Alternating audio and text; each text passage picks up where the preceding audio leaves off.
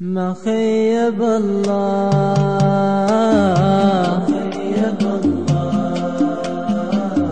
ما خيب الله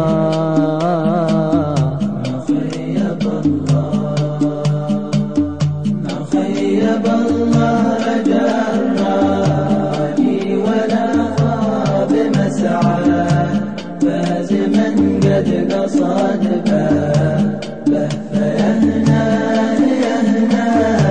ما مع العبد قطعا غير ربه ومولاه إن نزل في رحابه جادها تحف وأعضاء صدق في رجوعه تاب كفر خطايا وانت ذلل رفع قدره وشرف وعلا وان دعاه استجابا طه ما قد تمنى انه واسع الافضال معظم عطايا خيب الله بارئ الكون رب العرش الله الله الله الكريم الرحيم وهاب يا معظم اسماء ملك الملك من انشا الوجود ثم سواه تحت حكمه جميع الخلق فعال ما شاء خيب الله رجاء الراجي ولا خاب مسعى فاز من قد قصد به فيهنى ما مع العبد قطعا غير ربه ومولاه إن نزل في رحابه جادها تحف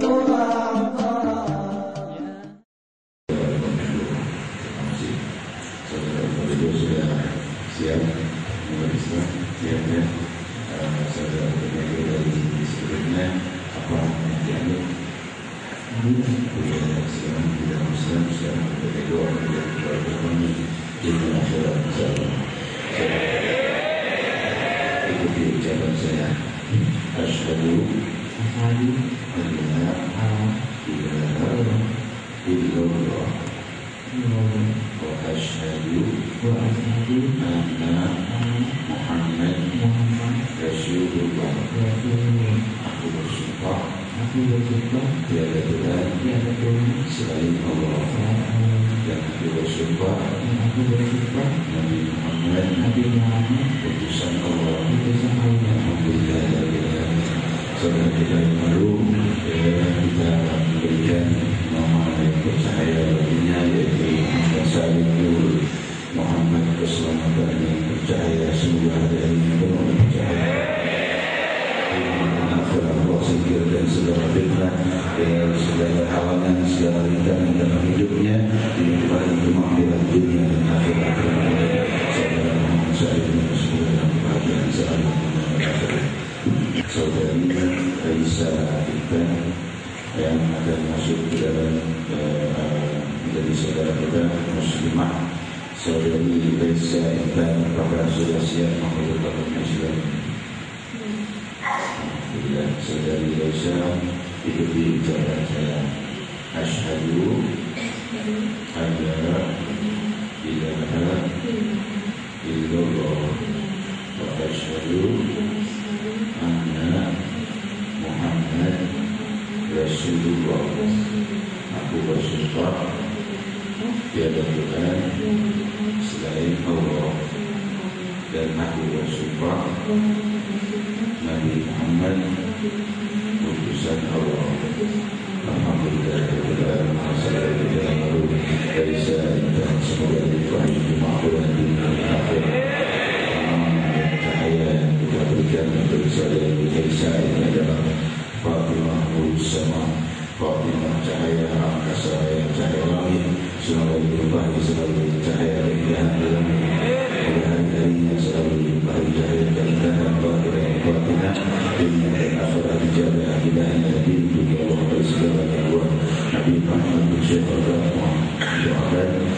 kedua saudara-saudari kita.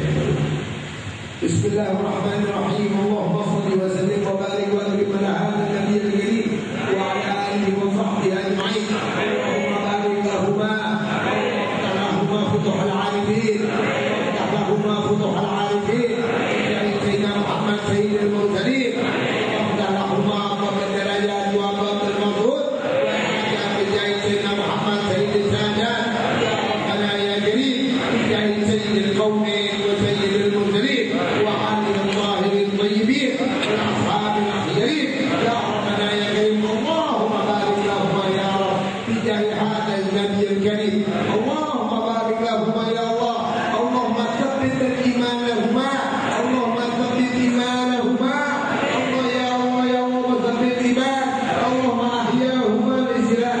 Allahumma ij'al ya Allah ya rabbana ya karim bi ahyahuma bil-iman wa tawaffahuma bil-iman bi jahi sayyidina Muhammad sayyidina waladi adnan ya Rabb qabul ya Rabb bi jahi nabi wa ahli nabi wal qabul ya Rabb bi jahi rasul wa ila hadrat nabi Muhammad sallallahu alaihi wa alihi wa sallam bi asrar al-Fatiha.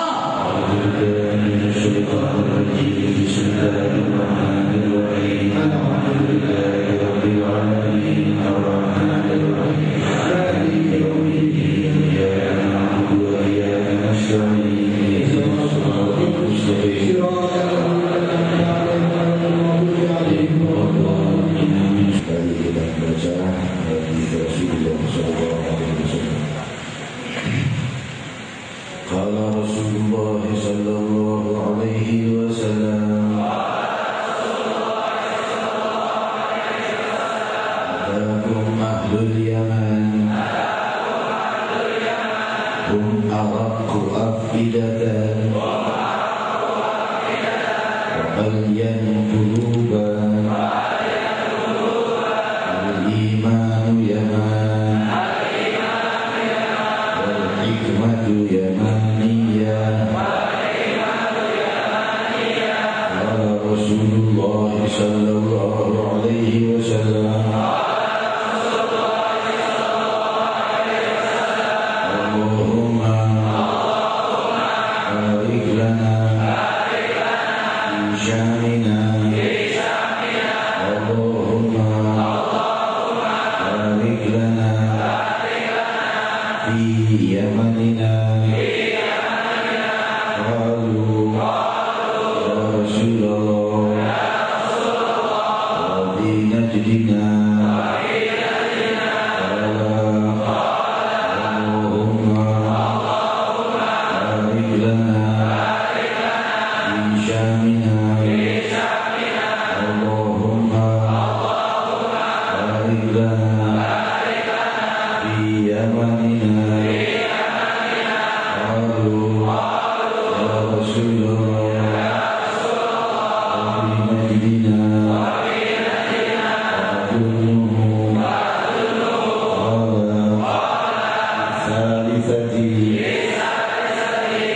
هناك الزلازل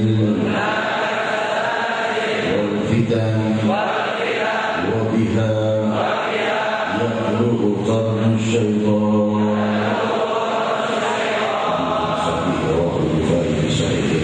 السلام عليكم ورحمة الله وبركاته.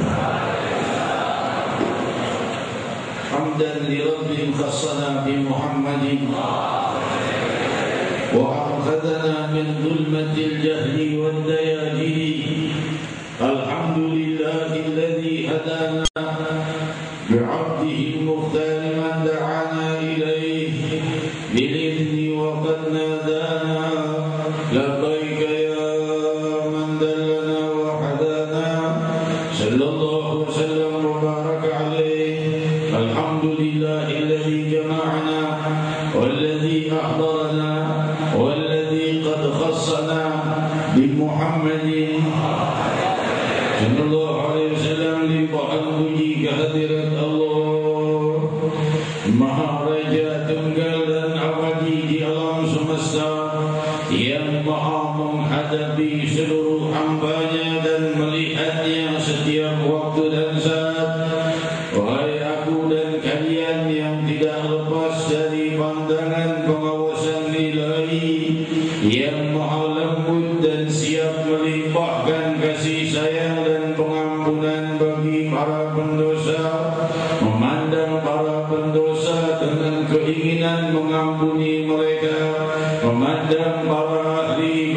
untuk mengangkat derajat mereka. Inilah Allah Maha Tunggal dan Maha Sempurna, menguasai kerajaan alam semesta, alam kehidupan dunia dan alam akhirah, alam yang ada sebelum alam dunia ada, alam yang ada setelah alam dunia tiada. Dalam kehidupan manusia tiada lepas satu kejap pun dari pengawasan ilahi. Beruntung yang maha mengawasi adalah yang maha juga mengampuni, yang maha mengawasi adalah juga yang maha memaafkan. Tiada yang lebih pemaaf dari Allah, tiada yang lebih ramah kelembutannya dari Allah.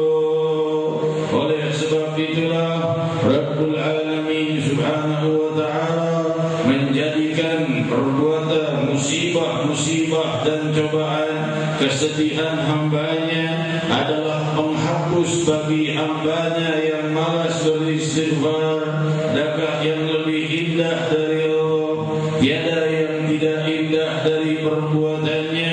Hingga berkata Hujjatul Islam wa Barakatul Anam Al-Imam Abdullah bin Alawi Al-Haddad di dalam ratinya, wa kullu fi'lak jamil, semua perbuatanmu indah wahai Allah. Anugerah tentunya indah, jika disyukuri akan semakin indah.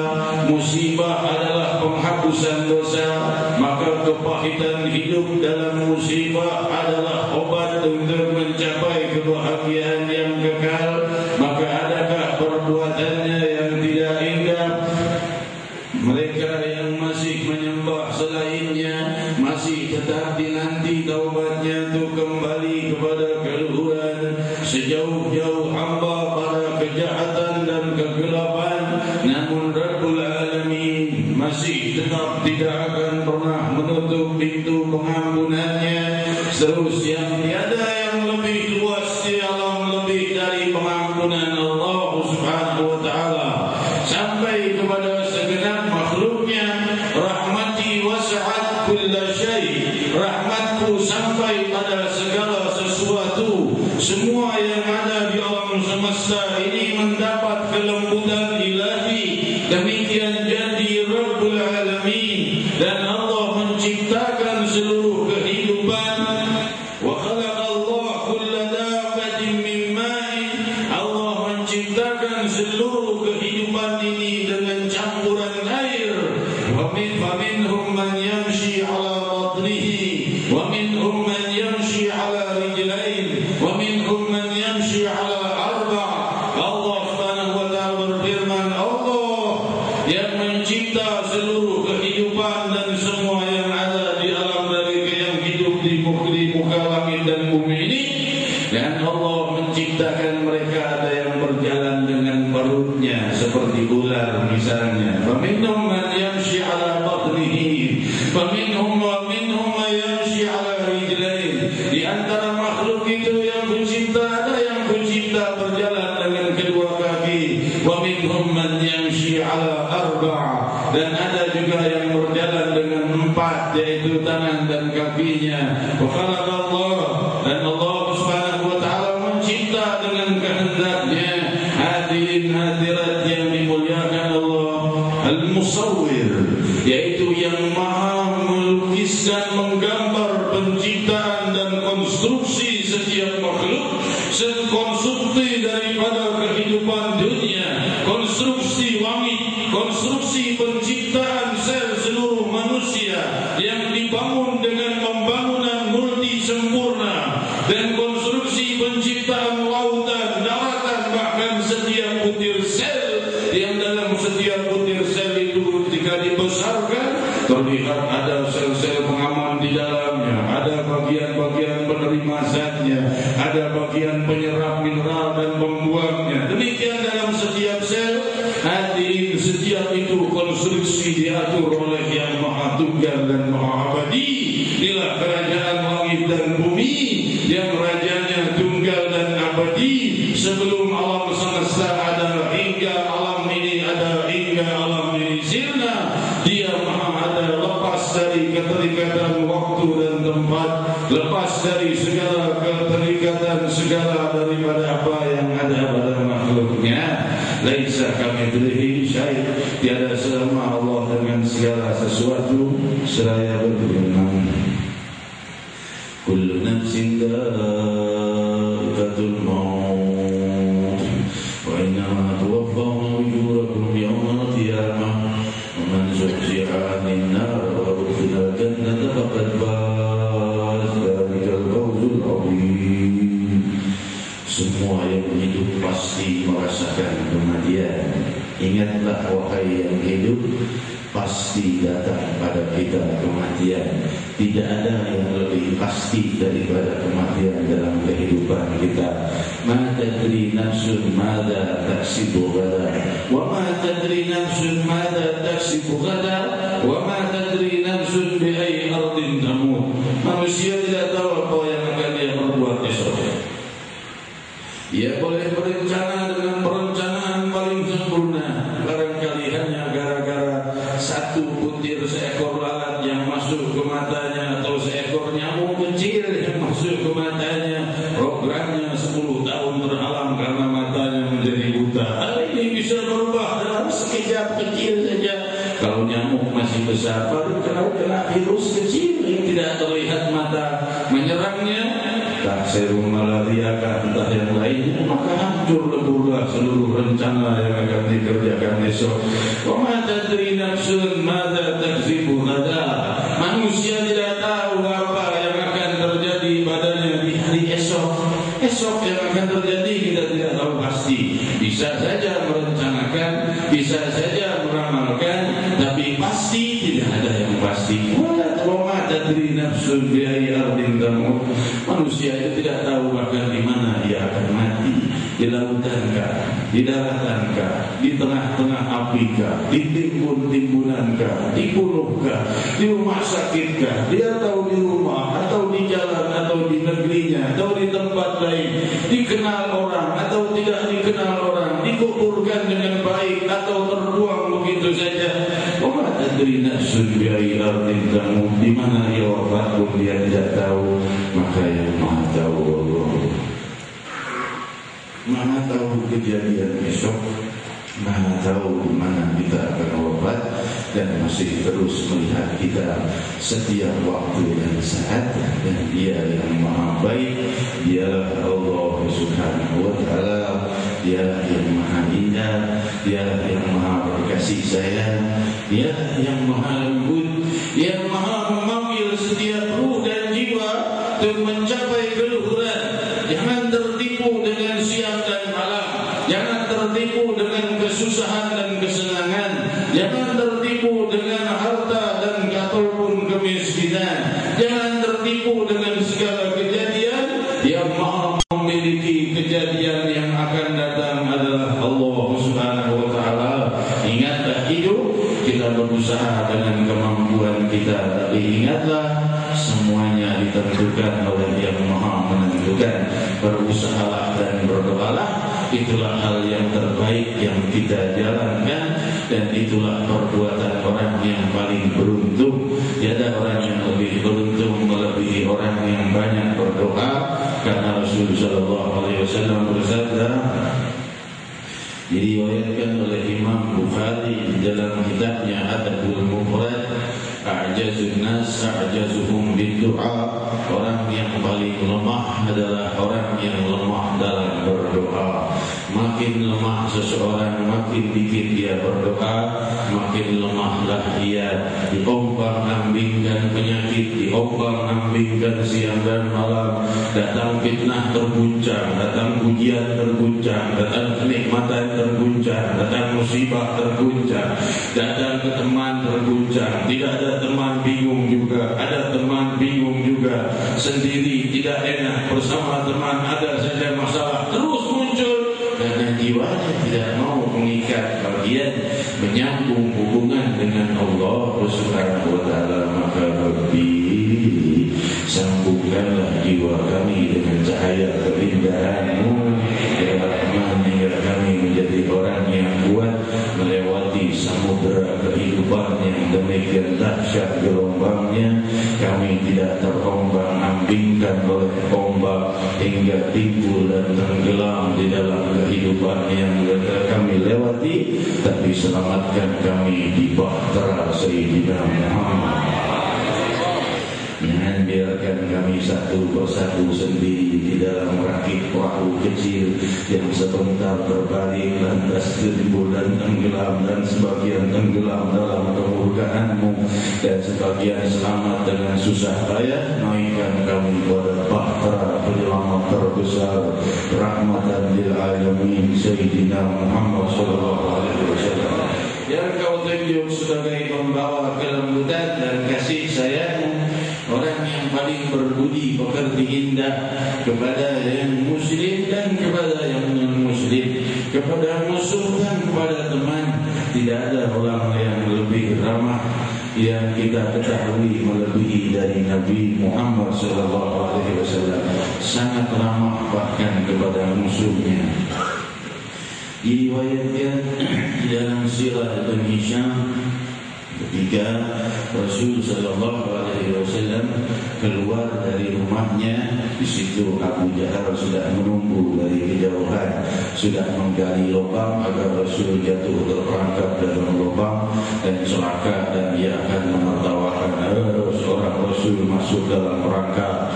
Mana katanya punya wahyu dari Tuhan, kau tidak tahu ada perangkap di depannya. Sudah digali di depan pintu rumahnya Nabi. Nabi tidak keluar, atau 2 hari tidak keluar, atau 3 hari Rasul SAW membuka pintu mengagetkan Abu Jahal mundur, jatuh sendiri ke dalam lubang yang digalinya. Lalu siapa yang dia mintai pertolongan? Muhammad sallallahu alaihi wasallam. Abu Jahal, teman-temannya yang nonton dari kejauhan, Abu Jahal mau ngerjain Nabi Muhammad nih. Abu Jahal mau ngerjain Muhammad, berhasil tidak? Lihat Abu Jahal jatuh, lari temannya. Karena takut kepada Nabi Muhammad SAW. Hari teman yang lain tidak menolong. Siapa yang menolongnya? Siapa yang dia panggil? Muhammad SAW.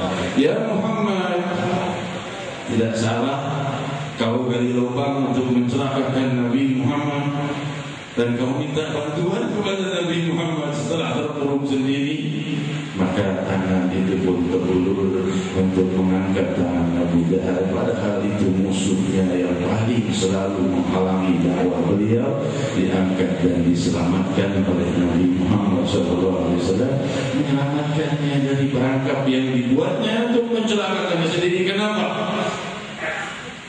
Jika Rasul sallallahu alaihi wasallam membunuhnya, selesai, berkurang satu penghalang dakwah. Kan kira-kira begitu. Ini sudah jelas-jelas yang dan malah menghalangi dakwah Nabi di Makkah. Mati satu dalam perangkap itu biar saja, tambah mudah dakwahnya sang Nabi. Namun beliau ingin menyelamatkan orang yang paling jahat dalam dakwahnya. Kalau bisa selamat dari kemurkaan Allah Subhanahu wa taala. Kalau bisa selamat dari api neraka, maka beliau selamatkan, keluarkan kali saja dapat hidayah, nanti masuk Islam supaya selamat dari api neraka. Demikian indahnya Nabi kita Muhammad sallallahu alaihi wasallam. Hadirin hadirat yang dimuliakan Allah, demikian Rasul sallallahu alaihi wasallam berbudi luhur. Dan tidak berapa waktu yang lalu, 3-2 minggu yang lalu, saya di Kokodang di dalam perjalanan dari Sorong menuju Terminal 2. Dalam perjalanan itu kita pakai mobil 4x4 yang 2 jajar, 2 baris, belakangnya bak terbuka. Karena sulit melintasi jalan kalau dengan mobil sedan, mesti dengan mobil 4x4. Kalau jalan cruiser ya Ford atau Mitsubishi yang bak terbuka sebagian setengah belakang. Dan di tengah perjalanan disetop oleh salah seorang biarawati, ya, pimpinan agama non-muslim, kaum wanita, sudah di atas usia 50. Supir minta izin pada saya, Habib, boleh naikkan ibu biarawati? Oh boleh, mau naik di mana? Sini sudah tidak ada tempat. Di belakang, Habib, di bak belakang bersama barang. Tidak tega bersama barang. Ya sudah terbiasa Habib begini. Tambah lagi hati saya terketik dengan sudah terbiasa.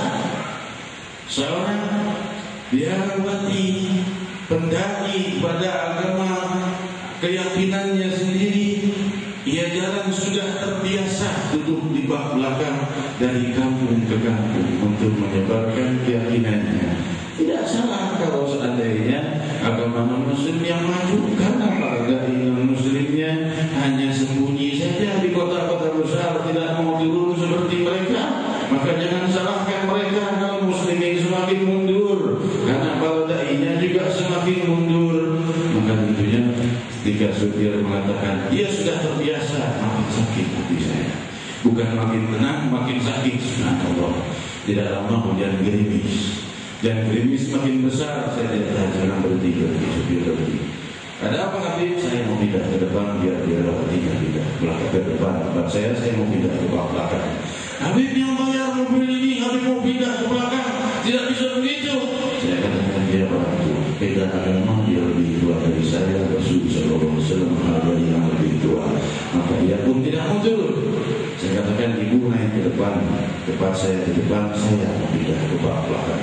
Tidak bisa Pak Haji, tidak usah. Kalau tidak mau, saya tidak mau naik ke mobil. Maka dia pun pindah ke depan. Saya duduk di belakang. Dan di saat itu hujan mulai deras. Saya buka seorang ini, saya bapak ini hanya pakai peci saja, sambil saya terus menangis. Betapa kuat dan tabahnya para dai itu, betapa malunya saya dimanjakan di Jakarta cuma turun dari mobil naik ke mimbar, sedangkan semestinya mereka di wilayah-wilayah pedalaman terus berdakwah. Siapa yang mau terjun ke sana kalau kita hanya terus duduk saja di kota-kota besar? Hadirin hadirat, sungguh seorang muslim harus lebih sopan dari non-muslim. Itulah budi pekerti Sayyidina Muhammad sallallahu alaihi wasallam. Hadirin, saya teringat riwayat Sayyidina Ali bin Abi Thalib karramallahu wajhah di dalam riwayat yang ketiga, ketika menuju salat subuh berjamaah bersama Rasul sallallahu alaihi wasallam, depannya orang tua jalan perlahan-lahan tertatih dari Sayyidina Ali tidak berani mendahulunya. Dibiarkan. Akhirnya Rasul sudah takbiratul ihram, Allahu Akbar, sudah baca surat panjang, sudah rukuk.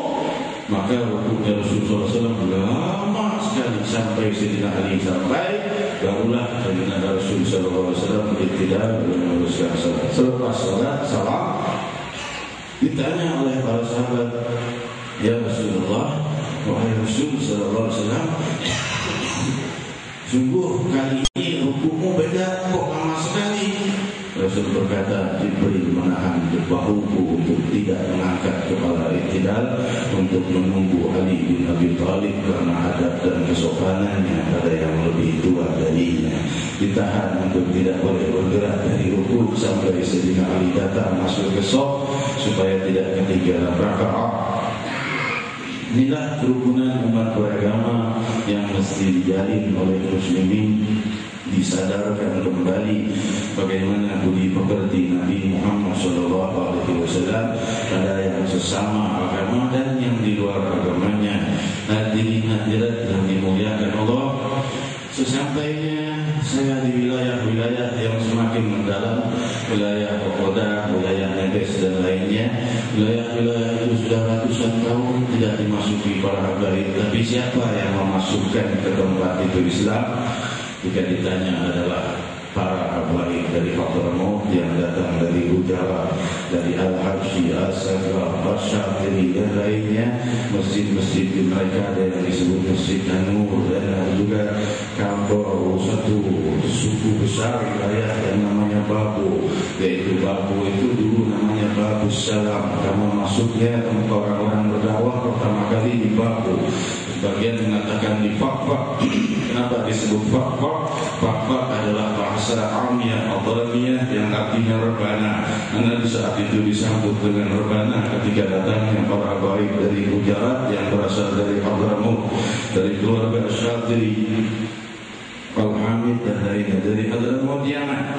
Demikian juga yang datang ke Pulau Jawa dari Gujarat, dari Yaman, dari Hadramaut. Sampailah kita kepada hadis mulia ini. Rasulullah SAW bersabda bahwa Atakum ahlul Yaman, datang kepada kalian ahlul Yaman. Mereka itu lebih lembut, hatinya sangat lembut, perasaannya berkasih sayang kita penduduk Yaman, kata Rasul, iman adalah pada penduduk Yaman, wal hikmah yamaniyah, dan rahasia hikmah tersimpan pada penduduk Yaman, yaitu penduduk Hadramaut, yaitu mereka tempat berhijrahnya Al-Imam Ahmad Al-Muhajir Ahmad bin Isa dari Baghdad menuju Yaman, Hadramaut. Dan tentunya kebanyakan penduduk Yaman adalah orang yang berjiwa dan berlemah lembut hatinya, sebagaimana hadis sang Nabi. Namun karena terlalu lemah lembut dan ramah orang Yaman ini, terlalu lemah lembut, terlalu ramah, sopan sekali, baik sekali, tidak mau ganggu orang.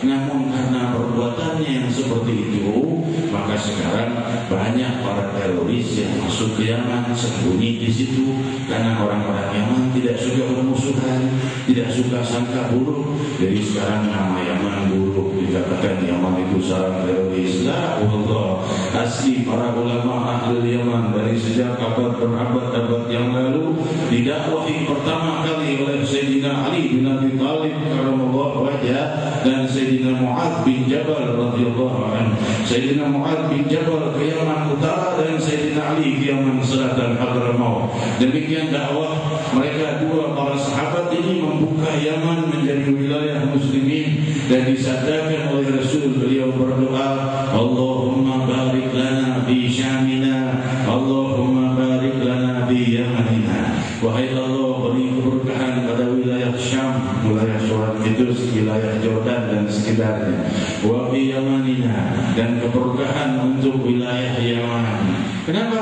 Rasul mendoakan keberkahan untuk mereka karena Rasul tahu nanti setelah beliau wafat ada Imam Ahmad Al-Muhajir, keturunan beliau hijrah ke Yaman, lantas akan terus menyebar. Sekarang negeri terbesar muslimin di dunia siapa? Indonesia.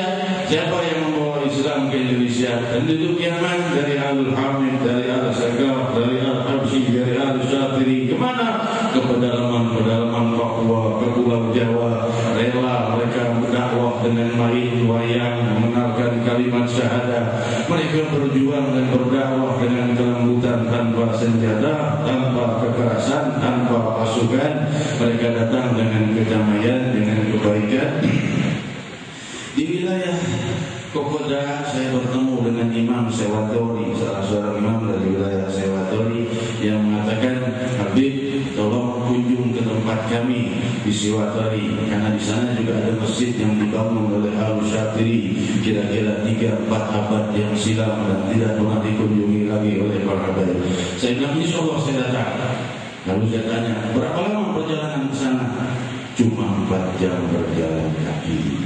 4 jam berjalan kaki. Saya katakan, tidak ada kendaraan? Tidak ada, Habib. Berjalan kaki 4 jam, berjalan kaki 4 jam, berjalan kaki pulang 8 jam berjalan kaki. Saya katakan saya tidak mampu karena waktunya sempit juga. Saya juga waktu sangat sempit, masih bukan negara besar. Ke Nebes melihat lagi Masjid Al-Jihad yang dibangun oleh para habaib masa lalu. Perjalanan pakai perahu kecil menyusuri belantara Irian Barat sampai ke Nebes 1 jam 90 menit, kembalinya lagi 90 menit. Jumpa dengan para imam di sana, para ketua kampung di sana, yang mereka juga mengatakan sudah ratusan tahun cuma dengar saja ceritanya.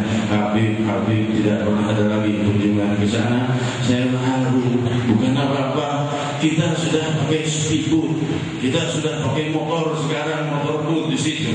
Walaupun jalan masih berjam-jam, dari Sorong 200 km menuju Temina Buat. Di Temina Buat terdapat satu masjid di pinggir pantai. Masjid itu disebut Masjid At-Taqwa. Di saat kebakaran di seluruh wilayah itu, masjid itu tidak disentuh api karena dibangun para salafus saleh di masa lalu, para habaib di Temina Buat. Dan sekarang Temina Buat sudah sangat sepi muslimin, hanya tinggal berapa orang saja. Ada Raja Tarof di situ, ada Bapak Haji Samsudin yang sangat menyambut saya, yang menyiapkan kapal menuju ke Kokoda. 200 km lagi ke Kokoda dengan speedboat, jadi 400 km jauhnya. Perjalanan dah segitu jauh, tidak mampu suruh jalan kaki lagi 4 jam pergi, 4 jam pulang, nanti gak kembali ke Jakarta, akhirnya wafat di jalan. Alhamdulillah, Allah panjangkan usia kita. Namun yang membuat saya takjub adalah para habaib dai terdahulu lewat di tengah belantara itu 4 jam perjalanan kaki, 4 jam perjalanan pulang, dan bukan satu kali perjalanan, mereka selalu kunjung dan kunjung menyebarkan Islam. Tahu dari abad ke-16 dijelaskan oleh para tokoh masyarakat di wilayah Bintuni. Mulai abad ke-16 Islam sudah masuk, dan setelah itu sirna lagi, lantas muncul lagi pada abad ke-18. Demikian hebatnya para dai-dai dan para habaib terdahulu masuk sampai ke pelosok pedalaman Gilead. Yang saya keluh dan saya sangat sedih adalah betapa hebatnya mereka memasuki pedalaman yang demikian panasnya di saat itu. Zaman sekarang saja di wilayah tersebut masih sulit untuk dikunjungi, belum ada jaringan handphone, belum ada telepon, belum ada listrik. Sudah kita kesulitan, apalagi di masa lalu abad ke-16 mereka datang dari Hadramaut, dari Gujarat, entah berapa hari, barangkali 1-2 bulan sampai ke Indonesia ini. Yang masuk ke Pulau Jawa dikenal dengan 9 wali Songo. 9 orang ini membawa keislaman di Pulau Jawa sampai dari ujung Banten hingga dari ujung Kulon hingga ujung Banyuwangi mengenal kalimat tauhid. Dari mulai rakyat, pedagang, penguasa sampai para raja-raja mengenal la ilaha illallah Muhammad Rasulullah. Mereka datang dengan iman, mereka datang dengan damai, mereka datang dengan kelembutan. Saya kira cuma di Pulau Jawa saja, ternyata sampai ke ujung Gilead pun mereka juga telah masuk ke tempat-tempat yang sangat sulit ditembus. Demikian dari mana datangnya sudah dikabarkan oleh Nabi Muhammad SAW, sudah didoakan oleh Nabi Muhammad. Allahumma barik lana fi syamina wa barik lana fi yamanina. Beri keberkahan kepada wilayah Yaman, beri keberkahan kepada wilayah Syam. Penyebaran Islam paling besar adalah dari Yaman. Kenapa? Karena muslimin terbesar di muka bumi di Indonesia ini, dan Indonesia ini diislamkan oleh penduduk Yaman dari para habaib kita, dan inilah keberhasilan terbesar di muka bumi. Karena negeri-negeri lain tidak sebanyak Indonesia musliminnya. Di sini tidak ada para sahabat Rasul yang sampai. Dari mana keberhasilan itu tiba? Dari penduduk Yaman. Dari mana penduduk Yaman? Para habaibnya. Dari mana mereka? Dari doa Sayyidina Muhammad sallallahu alaihi wasallam. Dari usaha sahabat ada yang mengatakan, "Wa Najdina ya Rasulullah." Wilayah Najd juga wahai Rasul. Rasul dia. Rasul mendoakan lagi penduduk Syam, penduduk Yaman. Maka para sahabat ada yang berkata, dan wilayah Najd wahai Rasul. Ada salah satu wilayah pegunungan di wilayah Saudi Arabia. Wilayah Najd juga doakan 2 kali, ketiga kali Rasul berkata akan muncul goncangan fitnah dari tempat itu dan terbitnya tanduk syaitan dari Najd. Demikian sabda Nabi Muhammad SAW. Muncul zaman sekarang yang membid'ahkan maulid, yang mengharamkan majlis zikir, yang memusyrikkan orang yang ziarah. Dari mana datangnya? Dari Najd. Jika Rasul dimintai mendoakannya, Rasul diam. Yang ketiga Rasul berkata, goncangan fitnah dan tanduk syaitan akan terbit dari Najd. Itu diketahui Sayyidina Muhammad SAW 14 abad yang silam. Hadirin hadirat yang dimuliakan Allah, demikian indahnya budi pekerti yang diwarisi dari Nabi kita Muhammad SAW. Maka warisilah hubungan yang kuat dengan para penerus dan dengan para pendahulu kita, para guru-guru kita, para membawa Islam ke tempat ini, menyatukan sanad kita kepada mereka, kepada guru-guru kita, dari guru-gurunya sampai kepada imam semua guru Sayyidina Muhammad SAW, membawa kesejahteraan dan keberkahan. Makin cinta kita kepada guru-guru kita, para ulama-ulama kita, maka tentunya makin kuat rantai terikat antara kita dengan sang pembawa rahmatnya Allah Subhanahu wa ta'ala. Hadirin hadirat, kita ingat guru mulia kita Al-Musnid Al-Allamah Habibullah bin Habib dari Yaman, dan kebanyakan mereka pun dari Yaman datang membawa kesejahteraan. Cuma sekarang nama Yaman tercemar, ya sama saja. Sekarang nama Aceh juga tercemar, nama Mekah tercemar, nama Madinah tercemar, nama-nama wilayah muslimin tercemar. Itu karena oknum-oknumnya. Hadirin, namun pada aslinya negeri Yaman adalah membawa kebahagiaan dan rahmat setelah masa wafatnya Nabi, karena telah disampaikan oleh sang Nabi SAW, al-iman Yaman wal hikmah Yamaniyah. Al-iman ada akan terbit dari penduduk Yaman, dan hikmah kemuliaan ada pada penduduk Yaman. Demikian hadirin hadirat, Al-Imam Ibn Hajar al-Asqalani di dalam Fathul Bari di syarah Sahih Bukhari mensyarahkan hadis ini. Dia berkata bahwa hadis ini terikat kepada kaum Ansar, karena ternyata kaum Ansar itu adalah keturunan orang-orang di Yaman yang telah Rasul sallallahu alaihi wasallam bersabda, "Man habbahum habbahullah wa man abghadahum abghadahumullah." Barang siapa yang mencintai Ansar, maka ia dicintai Allah. Barang siapa yang benci Ansar, ia dibenci Allah. Ansar ini keturunan orang Yaman. Bahkan Hujjatul Islam Barakatul Anam Al-Imam Nawawi alaihi rahmatullah menjelaskan bahwa penduduk Makkah pun ketika di masa datangnya Siti Hajar alaihissalam yang ditinggalkan oleh Nabi Ibrahim alaihissalam, Sayyidina Hajar alaihissalam bersama putranya yaitu Nabi Ismail alaihissalam ditinggalkan di Makkah, datang kafilah dari Bani Tihamah dari Yaman. Jadi penduduk Makkah pun asal muasalnya dari Yaman juga. Ternyata Makkah dan Madinah awalnya juga dari Yaman, dan demikian juga muslimin yang sampai ke Indonesia awalnya dari Yaman. Demikian hadirin hadirat yang dimuliakan Allah, bukan berarti saya memuji Yaman karena guru kita orang Yaman, bukan itu maksudnya, tapi tahdid dari hadis Muhammad Rasulullah SAW untuk kita lebih mengetahui dan memahami asal muasal akidah kita. Jangan sampai kita tertipu, karena asal muasal akidah telah diajarkan oleh Nabi kita Muhammad SAW. Diriwayatkan bagaimana indahnya budi pekerti Nabi kita Muhammad SAW dan juga para sahabat yang juga sangat tunduk kepada budi pekerti yang indah. Sayyidina Ali bin Abi Thalib radhiyallahu anhu, Sayyidatuna Fatimah Zahra radhiyallahu anha, dan para muhajirin dan ansar, mereka wangi dan harum dengan budi pekerti yang indah. Dan Rasul sallallahu alaihi wasallam bersabda, diriwayatkan oleh Imam Bukhari di dalam kitabnya Adabul Mufrad, ahabbukum ilayya ahsanukum akhlaqa. Orang yang paling kucintai di antara kalian yang paling indah budi pekertinya, maka berjuanglah untuk memperindah budi pekerti kita. Kita bermunajat kepada Allah Subhanahu wa taala, semoga Allah memperindah hari-hari kita, Allah membantu keindahan budi pekerti kita.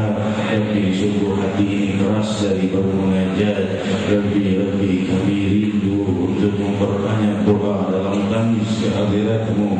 Hadirin hadirat, kapan tangan yang penuh dosa ini sering-sering terangkat mengemis pengampunannya?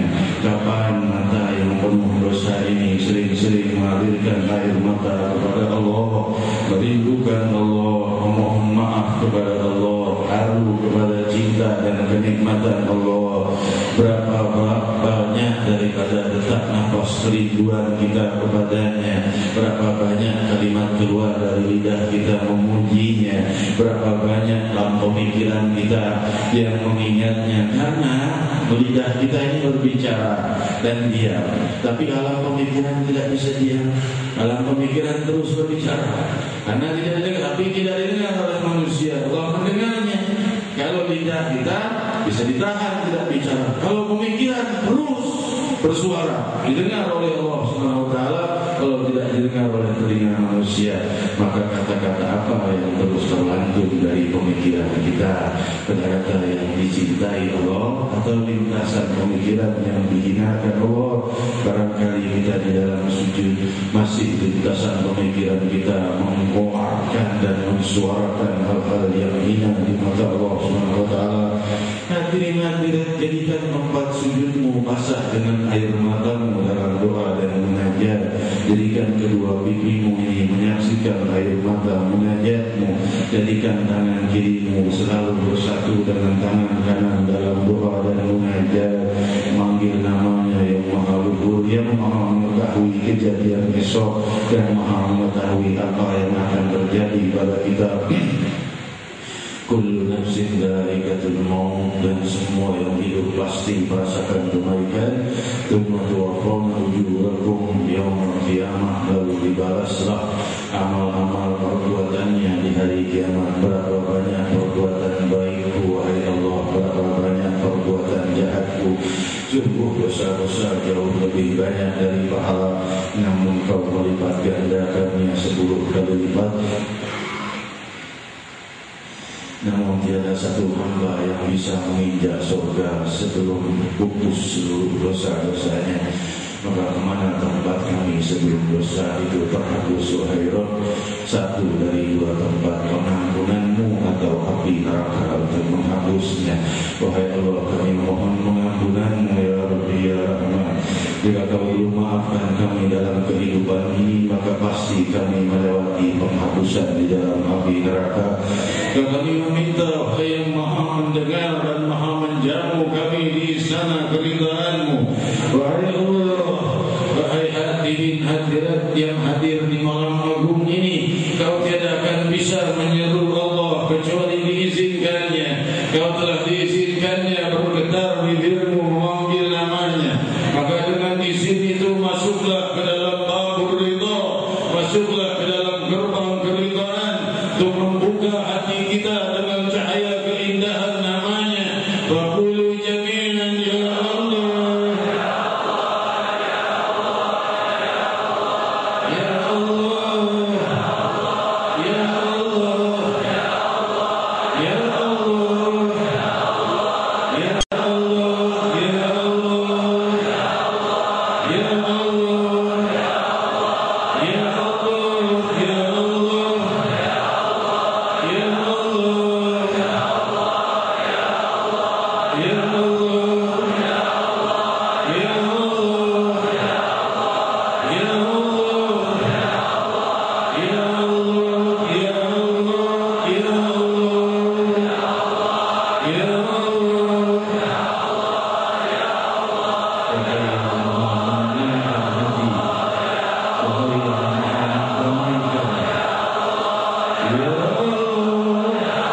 damaikan hati-hati kami, damaikan bangsa kami, tenangkan segala kesulitan dan masalah dalam negara kami. Ya Allah, ya Allah, ya Allah, ya Allah, ya Allah, ya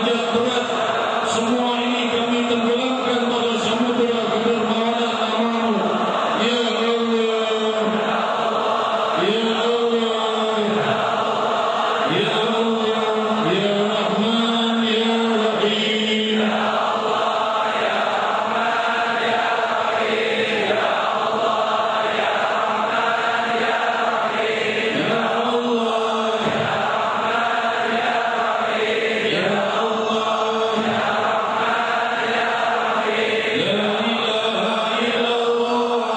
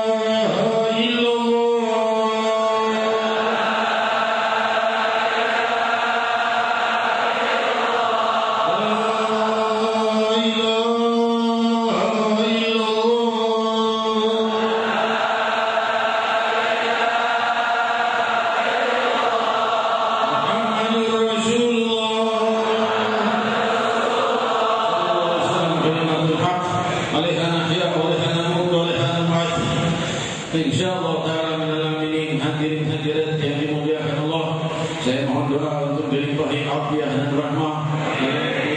Rasulullah SAW sudah mulai dengan kunjungan bulanan luar kota dimulai Februari ini. Hari Jumat pagi saya acara di Surabaya, tepatnya di Pandaan. Nanti siangnya kembali malam di Majlis. Tanggal 12 hari Jumat yang akan datang. Lantas tanggal 16 di Singapura dan Kuala Lumpur Majlis bulanan mulai dibuka.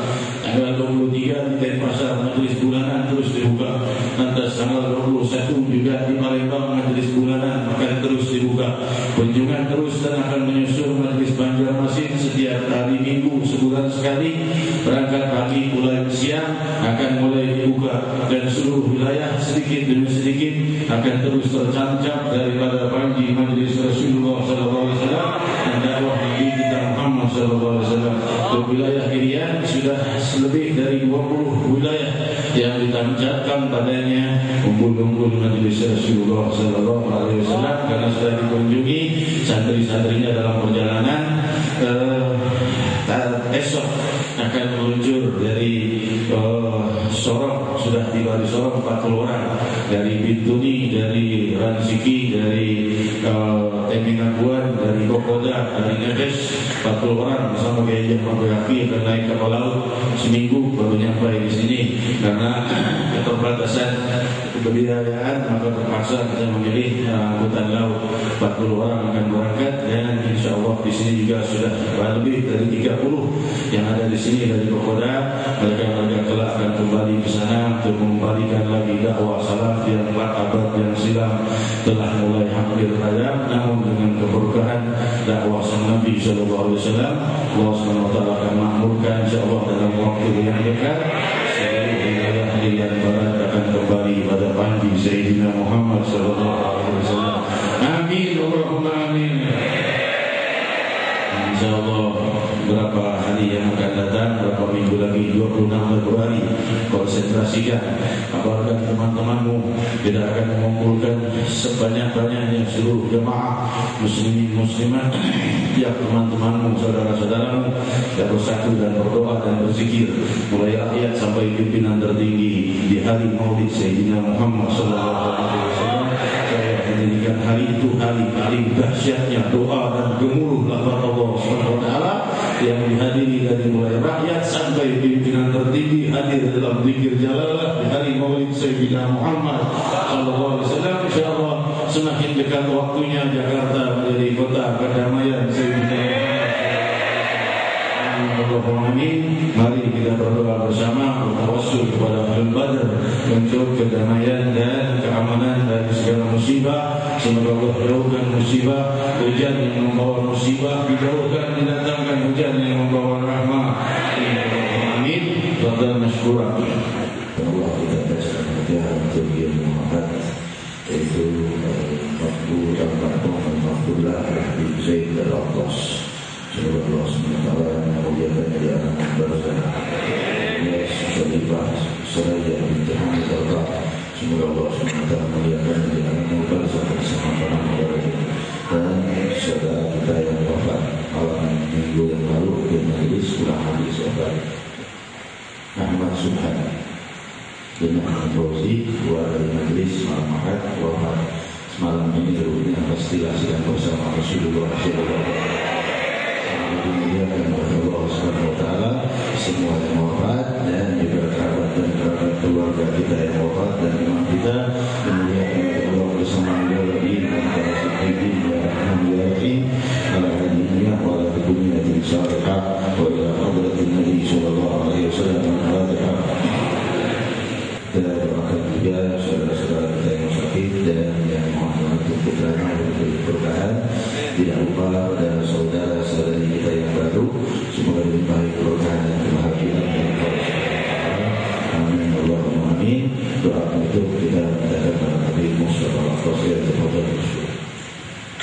Bismillahirrahmanirrahim. Allahumma salli ala sayyidina awwalina wal akhirin wa ala nabiyyina wal mursalin wa rahim ala ila yaumiddin. Allahumma hdina fiman hadayt wa afina fiman afayt wa tawallana fiman tawallayt wa barik lana برحمتك شر ما قضيت ولا يقضى عليه علمه لا يذل من واليت ولا يحس من آتيت الحمد ويستغفرك واتوب صلى الله عليه وسلم. عظم ذنب عبدك عفوك أعظم يا الله ليس إلا إليك الملتجى والمنادى خيب الله رجاء الراجي ولا خاب مسعى فاز من قد قصد بابه فيهنى ما مع العبد قطعا غير ربه ومولاه إن نزل في رحابه جادها تحف وأعضاء لا إله من إلهي يرفع العبد شكواه ربي قلبي قسارى المعاصي تغشى انظر إلى قلبي وأصلح سجايا واصلح لعبدك ظاهره وخفايا خيب الله